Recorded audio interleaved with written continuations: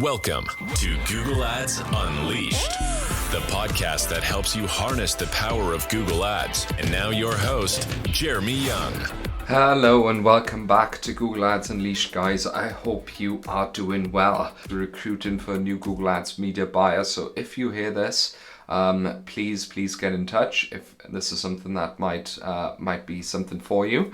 But yeah, I'm recording a second episode today, just in lieu of some family visiting this week. And just because I've just done one, I want to be talking about something that we do as an agency all the time, and that is audits. Okay, so how do we audit a Google Ads account? Well, I'll be perfectly honest with you, an audit for me, it can be super in depth, right? So it just depends a little bit on the requirements of the person. But generally speaking, with audits, I don't deep dive too much, and this may blow people's minds, but generally speaking, there's only 4 big things that I really look at to get sort of a general overview of the Google Ads account and what is going on. And that is, well, I'm going to talk about that in a second, but first I want to talk about why I usually don't go into depth, and that is because if you do a free audit service, which I do and which we do, then you don't have time to look into Google Ads accounts for 5 hours just to hand out free advice and sort of a roadmap to improvement, right? If we do a full-blown audit, we will literally look into every single setting, nook and cranny you can think of and put together a comprehensive report. However, that is paid, right? So I'm not going to be talking about this on this episode now. What I want to really talk about is sort of how our free sort of audit service works. And I look at the 4 fundamentals, which I consider the 4 fundamentals. Sometimes I call them the 5 because the 5th part is something that we can't influence, right? So the 5 things that we look at is, the first thing is conversion tracking. The second thing is whether you use audiences and whether you use them wisely. Then the third thing that we look at is your feed quality and your feed data. And then the 4th thing that we look at is general account structure and media buying strategy. And the 5th thing that we sometimes look at is your website itself. If we identify that as the major bottleneck, then of course we say 1 or 2 things about what's going on in your website and what you need to improve. But generally speaking, just looking into these 4 things, I get a really good insight into what on earth is going on. And I'm going to dive right in now. So in fact, I'm just going to do a sort of a live audit now of an ad account, and I'm just going to tell you a little bit about why I think it's mega important and what's going on there. So I'm going to go through those 4 pillars now. So the first things first, I've just done an audit literally 20-30 minutes ago. And the first thing that I noticed is that all conversion actions were set to primary.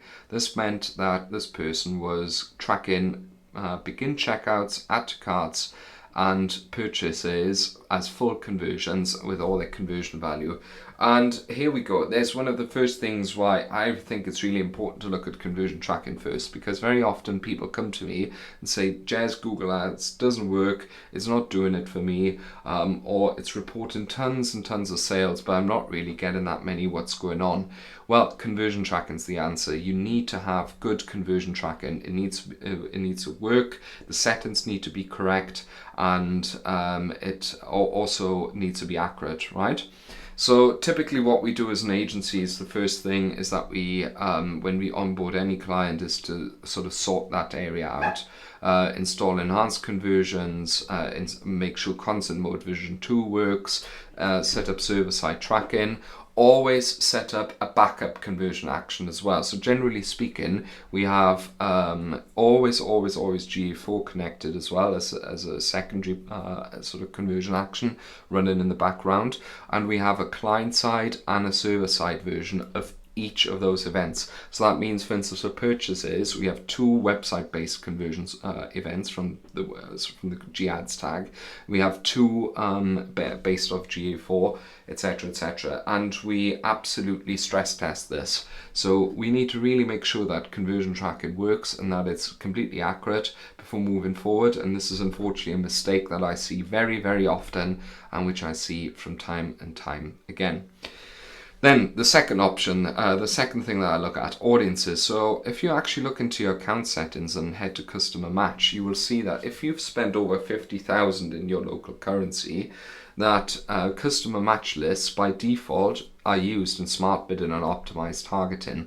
So if you are not uploading customer match lists, you are missing out. Why is that? Because you actually can feed Google with really interesting data about your users, okay? So if your user base is very specific, or if you have a large customer base, you can share that data with Google, and Google can make better decisions who to show your products for, or for whom to appear for when you have, of course, search campaigns. That's so powerful, right? But it can also show ads or avoid showing ads to certain people. So let's say, for instance, you with your PMAX campaigns really just want to reach new customers, then you can actually exclude existing customers from the entire marketing in order to teach Google to effectively just go for new customers. So this is an totally underutilized feature I see in so many Google Ads accounts, something that we set up by default, and usually we see an improvement straight away in all accounts when setting this up, okay? So this is the second thing that we look at. Then we look at a third thing is feed quality. Now, this is usually where we always find something, because most people either don't do it, or when they do it half-hearted, right? So we spot a ton of issues. Are they using a Google CSS if they advertise in Europe? Do they actually use any sort of offer in their merchant center, or do they use proper reviews? So do they have a review feed implemented? What's the quality of the images like? What's the product titles like? What's the description like? Do they make use of all of the information that you can fill out? Gender, age, size, color, material, blah blah blah blah blah blah. That is something which we've seen with, by the way, talking about previous audit I made. I saw mistakes in exactly those two: no customer match lists and the product feed wasn't optimized. That's usually where we see a ton of potential left on the table, okay? So this is something I look at, and of course this is something that we then as an agency work on non-stop. Then in the last bit, I look at sort of the account strategy as a whole. So what do I mean by that? So for instance, I look at from what campaign types are used, to what is the account setup, to are there any features on which are not used? Are we going effectively for new customers? Are the ROAS targets correct? Are the location settings correct? Is there any obviously wasted ad spend? Are certain things not used which you can easily use, such as negative keywords? Certain campaign types missing? Are certain campaigns missing? Is there brand non-brand split? Etc, etc, etc. So I really go down that rabbit hole for about 5 to 10 minutes max to really understand whether there's some gaps in the account structure and if there's something that we can do. And really, that's about it. That's all that we look at. Then sometimes we look at the landing page itself, because sometimes I have actually seen good setups where people really went down the Google Ads rabbit hole and consumed many YouTube videos, whatever. I look at it and think, man, this is not bad. But what's going on? And then you go on the website and it's like, it's not, I don't know, the landing page on mobile doesn't load properly, or you look at the competition, for instance, and they've got a product that's quarter the price in the same auction or something like that. So there's then things that we cannot fix, but unfortunately about 70% of Google Ads success lies outside of the platform anyway. But that's another issue for another podcast. Generally speaking, I just wanted to sort of give you an insight into how my brain works, how that works, And if you actually want to experience that and book a free audit, well, then you're in for luck, because if you need any more Google Ads tips, you can always reach out, jeremy@younganddigital.marketing, or book a Calendly invite with me at younganddigital.marketing, or you can send me a LinkedIn message at Jeremy Young Google Ads.